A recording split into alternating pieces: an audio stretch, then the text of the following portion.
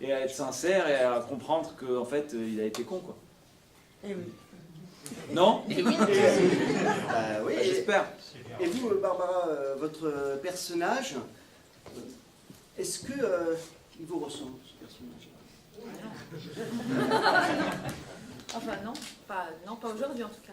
Mais j'ai lu que vous preniez, vous faisiez l'écho de toutes ces femmes, enfin le personnage se fait l'écho de toutes les femmes soumises. Est-ce que vous pourriez livrer ce combat de la, voilà, non, mais ce qui se passe, c'est que pour moi, être acteur, c'est d'abord évidemment dire un texte, divertir, voilà. Mais être acteur, c'est aussi quand on a la chance de porter un texte, enfin d'être porté, enfin un échange, mais un texte qui est à la fois si drôle, mais si intelligent et si bien écrit.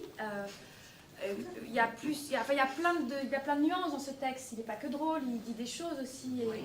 Et pour moi, être acteur, c'est aussi, on a une mission. Enfin, c'est important. C'est pas juste, bon, c'est mon métier, mais quand je suis sur scène et qu'il y a des gens comme vous qui. Alors, quelle est ta mission? Eh ben, ma mission, c'est d'être vrai, et de par mon interprétation. En étant le plus vrai possible, faire résonner chez chacun des spectateurs qui peut être là, la petite part qui va correspondre et où ils vont se reconnaître quelqu'un, ça va les faire réfléchir, ça va les libérer. Voilà. Donc, je peux vous dire qu'il y a plein de couples qui s'engueulent en sortant de cette pièce. Il y en a certainement qui ne sont plus ensemble aujourd'hui. Et c'est tant mieux, parce qu'ils n'avaient rien à foutre ensemble. Et, ou alors ça allait... Pourquoi vous dites ça, mon gars? Non, je ne sais pas. Non, ou alors ça allait mal et du coup, depuis nous, ça va mieux. Enfin, donc, voilà. Donc, je sais pas, un pièce combat. Qui laisse pas indifférent. Alors, si vous êtes des amateurs de théâtre, il faut absolument que vous allez tous voir une pièce qui a démarré hier au Théâtre de l'Atelier, que j'ai eu la chance de jouer avant, qui s'appelle King Kong Theory. C'est un chef-d'œuvre, vraiment. C'est une pièce extraordinaire. Et ça, c'est un combat, mais non mais vraiment, voilà. C'est, voilà, je vous... Voilà. Oui, c'est pas la même chose, hein. L'homme est prédateur, là. Non, pas du tout. Ah, on pense que c'est féministe, alors féministe c'est pas un mauvais mot, et c'est avant tout humaniste. Ça fait réfléchir sur comment... Mais un peu, c'est le même genre de mission que cette pièce. Voilà, on se pose des questions, il y a les hommes, il y a les femmes, on nous a cantonnés à une place, on l'a subie, on est complice de cette place, et puis il y a un moment...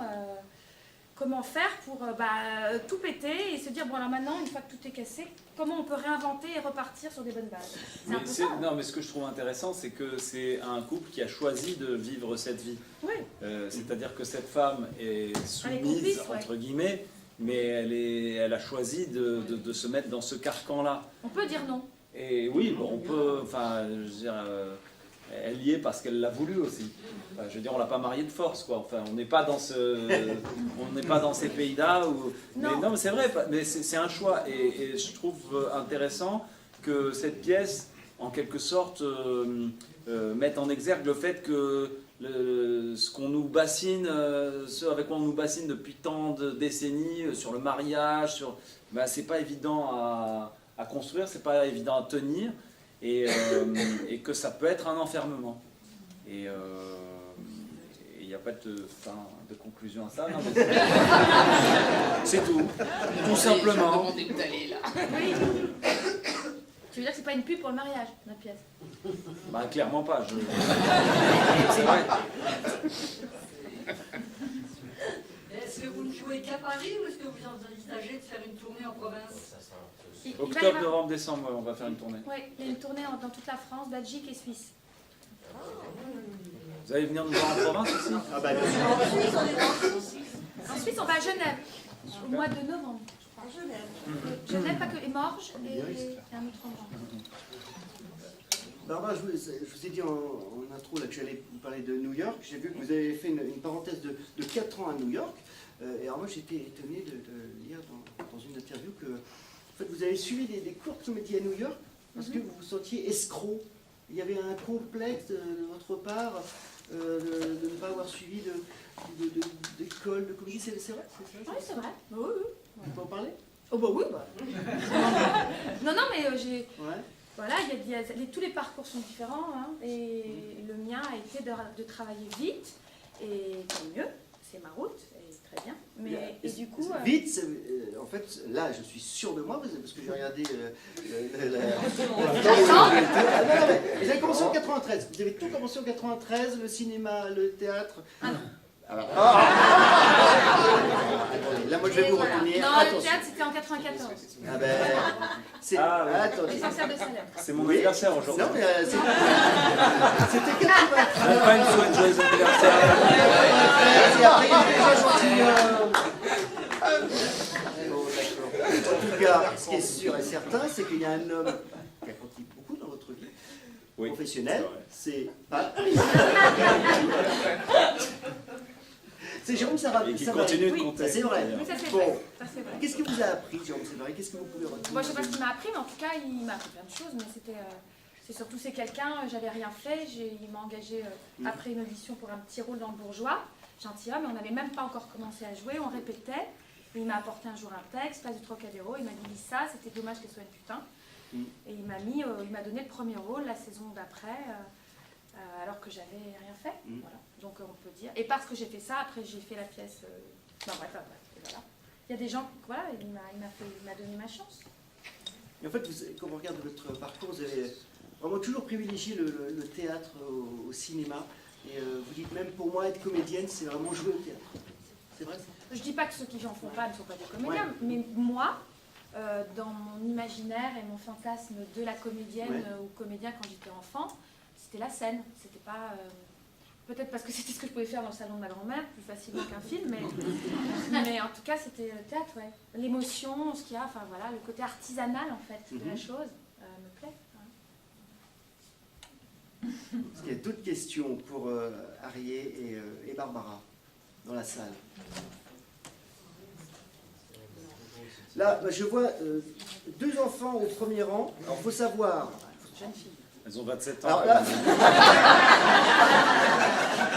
Vous n'allez pas vous faire des copines, hein, pardon, mais non, mais moi, j'aimerais pas qu'on me dise là, que je suis à une gauche, enfant, c'est ma fille, s'il vous plaît. Alors, elle a quel âge? Dites pas là.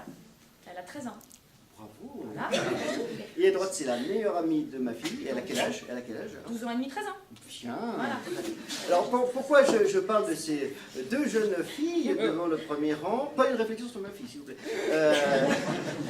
Parce que vous avez, en fait, le Schtroumpf, il est maladroit, aigru. Puisque Arié va dire, mais qu'est-ce qu'il raconte? Parce que Arié c'est eux qui doivent se doublage. Et il a fait du doublage. Ça ne se voit pas. Non, mais je suis le absolument, Schtroumpf maladroit. absolument. Oui, j'ai fait ces deux voix pour des dessins animés. C'est très bien payé. Alors, vous allez me dire, est-ce que vous cassez tout là? Non mais j'étais content d'avoir ça l'an dernier parce que j'ai pas beaucoup travaillé. Ça m'a... Et pour moi, moche et méchant, la voix de Dru, le frère de Gru, je sais pas si vous l'avez vu. Et le Schtroumpf maladroit, bon, il est bleu. Et il est maladroit. Je peux pas trop parler du personnage. Alors, pourquoi je vous parle du Schtroumpf maladroit et de Gru? On vous a vu aussi... Oui, pourquoi? Non, mais il n'y a rien de gratuit ici. Pourquoi? Parce qu'en fait, quand on regarde votre parcours... Parce qu'au début, vous avez commencé sur votre fille. Oui. Donc c'est fini avec les... Non, parce qu'ils s'intéressent au dessin animé. Vous croyez que j'ai vu, moi, moche et méchant? Ah, ça les emmerde. En fait, cet entretien est assez compliqué, mais c'est sympa. Alors, Mais bien sûr, absolument. Alors, donc, pourquoi je parle de ces dessins animés? Oui, Parce que pourquoi? quand on regarde, votre parcours, la télévision, bien sûr, le grand Parce journal... que j'ai fait d'autres trucs avant. Mais je sais bien. Non mais vous avez choisi de me parler du Schtroumpf maladroit. Non mais j'ai un CV de 4 pages et... En fait, c'est votre rôle, franchement, vous étiez génial.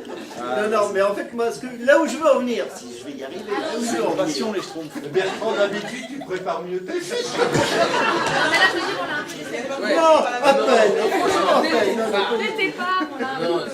Oh En fait, bref, il y a cinéma, télé, on est plus sur du, je sens comme ça, hein, du Harrier, comique, grand public. Et puis le théâtre, il y a quand même des choix. Il y a du Dürrenmatt, La visite de la vieille dame, il y a du Sophocle, les Rec, il y a du Ionesco, il y a du Shakespeare, bien sûr, Juliette et Roméo, l'adaptation d'Irina. C'est vrai, absolument. Alors, comment vous fonctionnez? Est-ce qu'au théâtre, vous êtes exigeant? C'est quoi votre démarche? Comment vous faites pour choisir les rôles? C'est quoi votre démarche? Alors déjà, c'est en fonction du prix du loyer. Il faut... il y a des vacances qu'on a envie de faire ou pas. Non mais... Non, c'est pareil parce qu'on ne fait vraiment pas le théâtre. Non mais moi, très sincèrement, depuis un certain temps, Ouais. il y a eu des moments où je me suis dit, je vais faire tel type de projet, je vais faire une carrière comme ci, comme ça, avec des films d'auteur, des trucs très pointus et tout ça, parce que je suis un excellent acteur et tout ça, et du théâtre un petit peu. Et en fait, ça marche jamais quand on fait des plans sur la comète. Mais en fait, c'est le hasard de la vie et des choses qui vous amène dans de la comédie, puis d'un seul coup, ah tiens, c'est un film un peu plus sur l'émotion, plus... Moi, je suis très content de jouer cette pièce, sincèrement, parce que cette pièce, elle a les deux. C'est à la fois de la comédie, mais on touche à quelque chose de très émotionnel, très vrai et très cruel, et ça, c'est vraiment un kiff. Je peux continuer ou pas? Vous voulez partir? Vous êtes bien avec nous?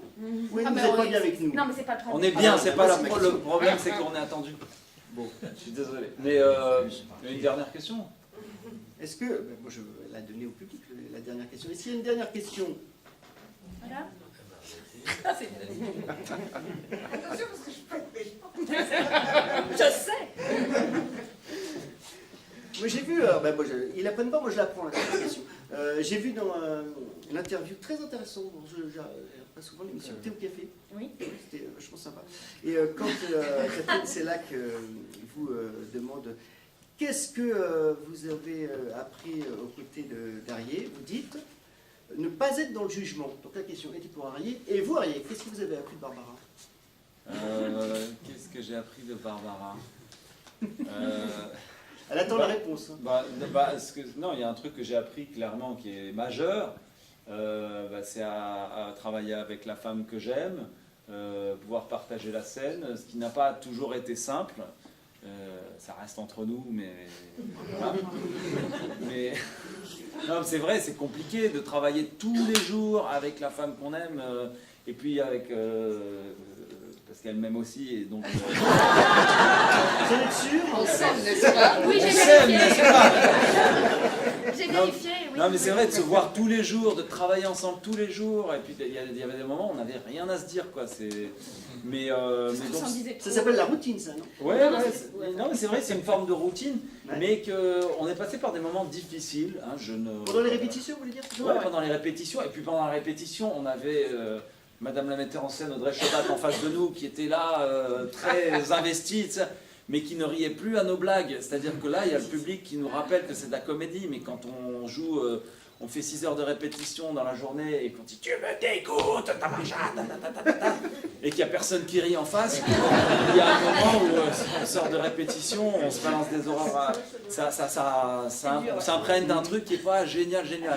Et une fois que le public a vu la pièce, ils nous ont un peu dit la pièce qu'on était en train de jouer. C'est vrai, et on s'est rendu compte que c'était de la comédie, et voilà. Et en tout cas, l'équilibre de la comédie, c'est le public un petit peu qui nous le donne, parce que c'est une pièce qui peut être très grinçante, qui peut être drôle mais grinçante. Il y a des fois, les publics nous amènent vers trop de comédie, je trouve, où c'est tout. Ça rit. Et je trouve que c'est pas, mais il y a un juste équilibre à trouver. Mais vous étiez super ce soir.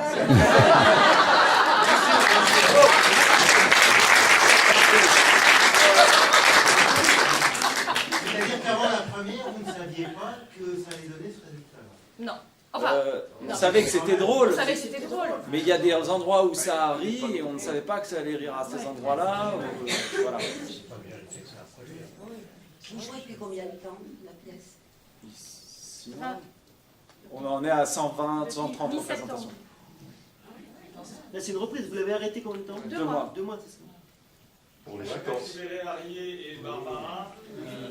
Je sais pas, est-ce que vous voulez nous quitter? Non. C'est pas ça. Non, mais mais- ils veulent pas nous quitter, mais ils vont pas pouvoir, mais on va continuer bien sûr. un petit peu avec Audrey. Et comme ça, on va faire- Désolé. C'est bien passé.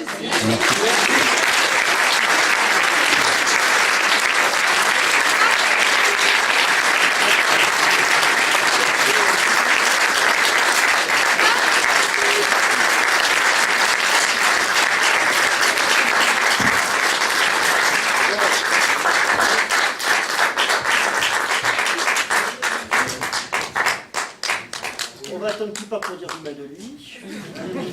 On va pouvoir se dire des vrais trucs. Voilà, ça y est. Bon, maintenant, le sérieux commence. Alors, ils sont tout le temps comme ça.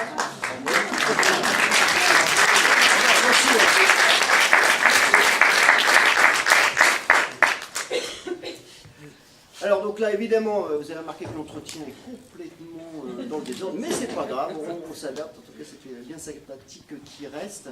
Audrey, en fait, je commençais ma première question. Hein, je défilais la question, puis Barbara nous a interrompu. Donc on en est sur votre formation. Est-ce que vous pouvez nous présenter rapidement donc, votre formation, votre parcours qui explique que vous êtes aujourd'hui auteur dramatique?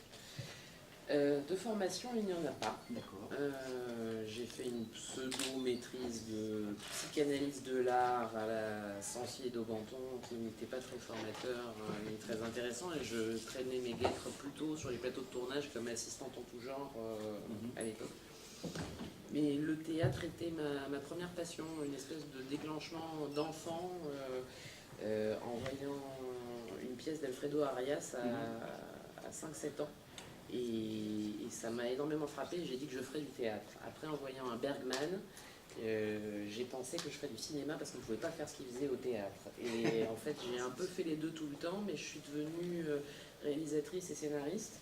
Et pour pratiquer les trois disciplines, cinéma, télé, théâtre, le théâtre est de très très loin le plus difficile à pénétrer. Donc j'ai mis plus de 12 ans à essayer de monter une pièce jusqu'à celle-ci. D'accord. Alors là, moi, j'ai vu les différentes interviews. On dit que c'est votre première pièce. Je suis allé sur le site de votre agent. Moi, j'en ai compté 3. Il y a SOS et Comme elle respire. On les compte pas, celle-là? Alors SOS, je l'ai monté mais en showcase un soir seulement. Je me suis un peu fait avoir par un directeur de théâtre et donc ça n'a duré qu'un soir et donc c'était un petit peu comme un court-métrage très court que j'ai jamais véritablement expérimenté. Et Comme elle respire, c'est une pièce que j'ai essayé de monter pendant 10 ans. Que 4 théâtres à la suite ont pris, on avait des dates de sortie, etc. Et ça a capoté juste avant. Et c'est en analysant pourquoi pendant 10 ans j'ai pas réussi à monter cette autre pièce que j'ai essayé de me dire ok, il faut que je fasse quelque chose avec un homme et une femme, parce que quand vous avez plusieurs hommes et plusieurs femmes, les comédiens se tirent la bourre. Quand vous avez plus de 4 personnes sur un plateau, c'est trop cher. Voilà. Donc je me suis dit je vais faire un homme et une femme. Point, et essayer de démontrer dans cette pièce les qualités que je m'étais trouvé dans les autres et que je ne pouvais pas montrer, c'est-à-dire des qualités de rythmique ou de comédie. Et je me suis rendu compte après que ça devenait un avantage. Il faut savoir que cette pièce est restée 6 ans dans un tiroir avec tout Paris qui l'a lu et qui l'a trouvé nul. Hein. Donc aujourd'hui c'est un succès, tout le monde me dit oh, c'est magnifique, quel texte. J'ai toujours voilà, donc on va dire, moi j'ai essayé de démontrer ces qualités-là. Après coup, quand le texte a commencé à être lu et que j'ai vu qu'il pouvait plaire, les gens trouvaient que c'était très fort d'avoir une pièce à 2 personnages qui pouvaient être drôlés, être émouvantes et avoir des quiproquos, des retournements de situation, etc. Donc c'est voilà, mais moi je l'ai faite pour m'accommoder, pour me faire la plus petite place possible en production en théâtre parisien, parce que c'est la croix et la bannière pour rentrer dans ce métier. D'accord. Bon. Donc alors après, il a fallu trouver le couple vedette. Harry et Barbara ont intégré le projet? Alors pour être honnête, c'est un assez long cheminement puisque je l'ai envoyé à pas mal de monde et que les gens ne répondent pas. J'ai beaucoup été à la sortie du théâtre avec une enveloppe craft, donner mon texte, les gens ne vous rappellent pas. Et un beau jour, j'ai fini par abdiquer parce que ça faisait 12 ans que je travaillais à essayer de monter une pièce et donc je l'ai mise dans un tiroir. Jusqu'à ce qu'une amie productrice de télévision me dise « fais-moi lire tes pièces ». Et je lui ai fait lire Comme elle respire et celle-là. Et elle m'a dit « j'aime beaucoup La Perruche ». À qui pensais-tu en l'écrivant? Et pour être honnête, je l'avais écrite pour François Berléand. D'accord. Donc je lui réponds ça et elle me dit « écoute, je le connais, envoyons-lui ». Et quelques jours après, François a rappelé en disant qu'il trouvait le texte extraordinaire et qu'il voulait la jouer. Donc pour moi, c'était enfin. Je me suis dit, si je l'ai lu, je vais y arriver. Et on a cherché des comédiennes, et bon là je vais vous la faire court, mais on ne trouve pas, pour ainsi dire. Et à un moment donné, je me rends compte que je vais perdre François Berléand, et donc je me dis, il faut que j'ai une idée rapidement, et j'ai pensé à Barbara Schulz, que j'aime beaucoup, mais qui était un peu trop jeune par rapport à lui, et par rapport selon moi au rôle. Je l'ai envoyé, ça prend du temps, mais Barbara l'a lu, et elle m'a dit, écoute Audrey, elle devait faire La Garçonnière, elle m'a dit, j'annule, je fais ta pièce. Ah d'accord. Je trouve ça fantastique et tout, mais je ne veux pas jouer avec François Berléand. Parce qu'elle voulait jouer avec Harry. D'accord. Voilà. Okay. Et là, j'ai pensé que c'était la première fois de ma vie que j'avais enfin deux comédiens qui étaient d'accord pour une même date et disponibles. C'est extraordinaire. Et que donc il fallait que je dise oui. Et on a fait une lecture. J'ai vu au cours de la lecture ce que ça pouvait donner. C'était légèrement différent de ce que j'imaginais au départ.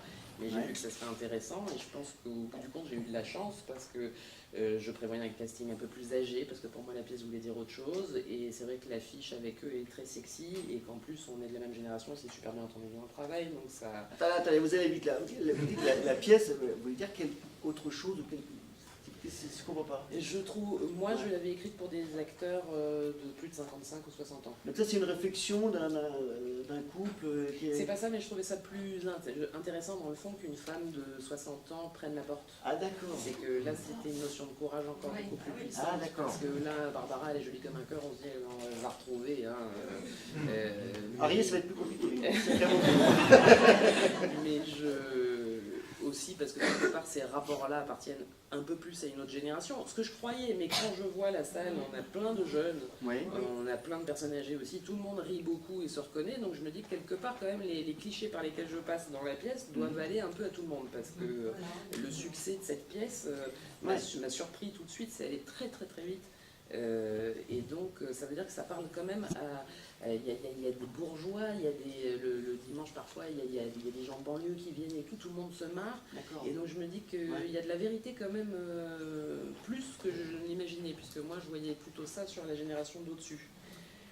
Et Harry le disait tout à l'heure, il dit à la lecture, en répétition, on n'avait pas du tout l'impression que c'était drôle, le public manquait, et quand, à la lecture de votre texte, il dit sur son expression, c'est sordide. La situation est sordide. Et Barbara, elle, dit exactement l'inverse dans une autre. Elle a dit on dirait du Jean Poiret. Mais Harry s'exprime mal parce que ça a été le premier à me dire j'ai pas lu une pièce aussi drôle que ça, etc. Donc non, ils étaient super enthousiastes sur le texte. Par contre, moi j'ai une méthode de travail très. Je suis extrêmement jusqu'au boutiste pour pas dire très très chiante. Harry il est très sur la fraîcheur, etc. Moi pas du tout, et je lui ai dit ta fraîcheur ne m'intéresse pas, et donc il fallait prendre un temps ici. J'étais très direction d'acteur. Ouais. Et donc ça a été difficile pour Harry parce qu'il ne travaille pas comme ça. Ça a été beaucoup plus simple avec Barbara parce qu'elle est habituée à ça et elle était demandeuse de ça. Et surtout Harry me disait mais tu peux pas savoir, tu peux pas me dire que là ils vont rire. Et je lui disais si, là il y a un rire, là il y a un rire, là il y a un rire, donc il faut respecter la manière de les amener les uns derrière les autres. Donc c'était une confrontation de méthode quoi. D'accord, ok. Donc ça n'a pas été drôle pour lui en répète du tout. C'est ça qu'il veut dire en fait. D'accord. Ah ouais. C'est intéressant qu'il soit parti, parce qu'on a la vraie version. Non mais je pense qu'il est speed et il veut... Non c'est vrai que ça a été dur pour eux en répétition, dur entre eux, ils l'ont dit, donc ça je peux le dire. Il disait qu'ils s'étaient jamais engueulés avant et avec votre livre ils sont... Ouais. C'était difficile parce que diriger un couple déjà, c'est quelque chose en fait que je referai peut-être plus.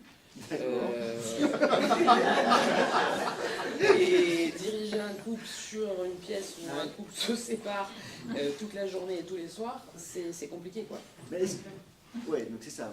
Le fait qu'il soit aussi couple à la ville a compliqué les choses pour vous? Oui, d'une certaine façon, parce qu'ils se sont découverts dans le travail.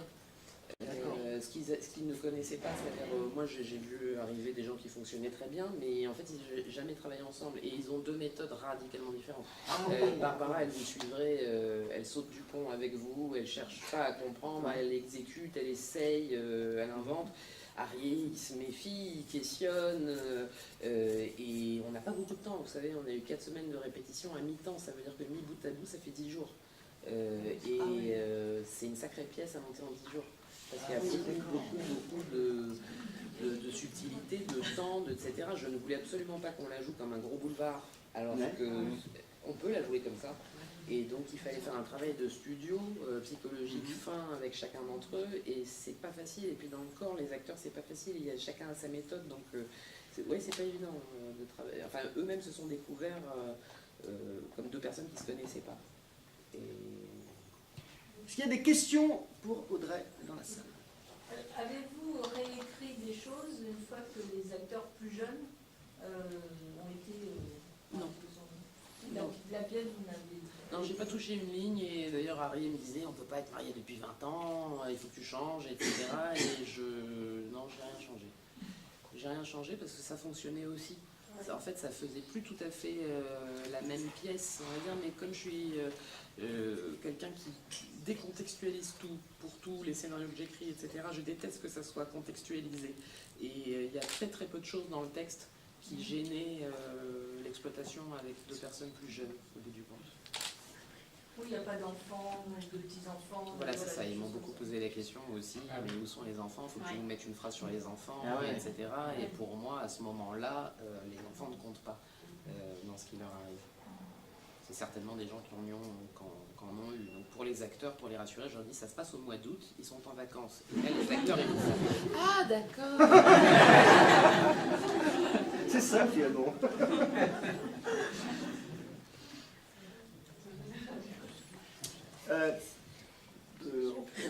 Oui, Jérémy. Ça va être la dernière question. Oh, il est dur. Parce qu'après, nous, on va devoir fermer le théâtre.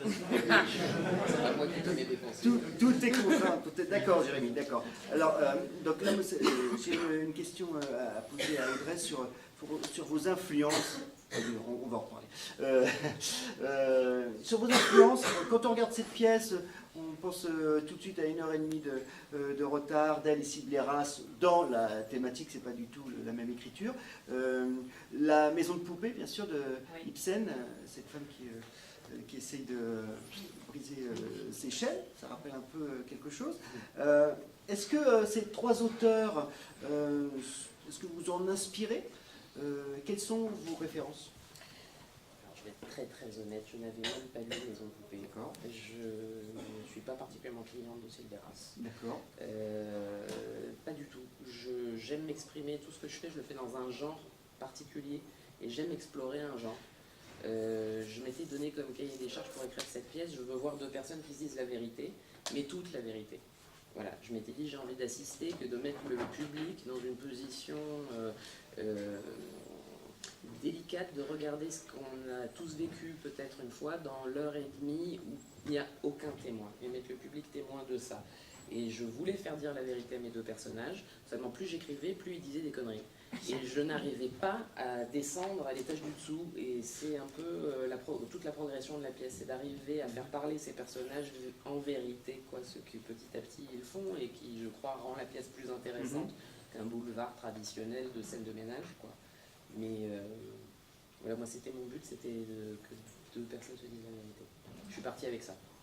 Oui, Jérémy, c'était l'avant-dernière question, je me suis mal exprimé, donc là c'est pas mal. Désolé parce que j'ai des problèmes d'élocution. Donc oui, Audrey, vraiment la dernière question. Ouais.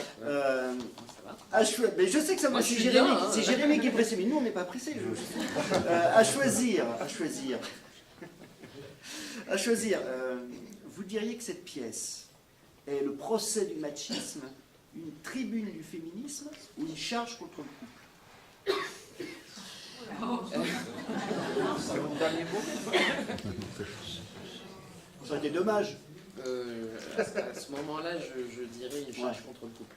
D'accord. Parce que je veux qu'elle s'en aille, bien entendu. Oui. Je pense que les hommes, je suis très content d'ailleurs, parce que les hommes se marrent autant que les femmes et repartent. Une fois, il y en a un qui m'a dit, je ne sais pas ce qu'ils vous ont fait, mais... Ah, vous n'êtes pas très sympa avec nous, hein, on vous en veut pas, mais bon... Mais je crois, et c'est aussi la valeur d'Harry là-dedans, c'est qu'il dégage pas mal d'empathie Oui, et pas mal bien sûr, d'ironie. bien sûr. Mais moi, je l'ai beaucoup aimé en l'écrivant. C'est-à-dire que je suis aussi misogyne en tant que femme, et c'est en explorant les deux positions, quand vous écrivez l'homme et la femme, que vous vous rendez compte qu'elle aussi est complètement con au début de la pièce. Et Barbara me disait, je comprends pas, elle est complètement con au début de la pièce, elle l'est plus à la fin de la pièce. Et je lui disais, mais ils sont dans une machine où elle le sadise avec sa connerie. J'ai vu tellement de couples bourgeois où effectivement on se dit elle est complètement débile. Lui est odieux mais elle est complètement idiote. Parce qu'en fait c'est une mécanique qui se met en place, c'est qu'elle va lui faire subir une bêtise du quotidien qui fait que l'homme n'en peut plus, mais lui est odieux aussi. Donc c'est une dynamique à deux. C'est pour ça quand on dit que c'est un connard au début, pas tant que ça, c'est simplement un couple qui va pas bien du tout et qui a carrément besoin de se parler. Donc plutôt une charge contre le couple. Et qui ne l'ont jamais fait. Et qui ne l'ont jamais fait. C'est le seul soir où ça sort. Voilà. Et c'est routine. Et c'est le dernier. Dommage. On va en rester là, parce que sinon je vais me fâcher.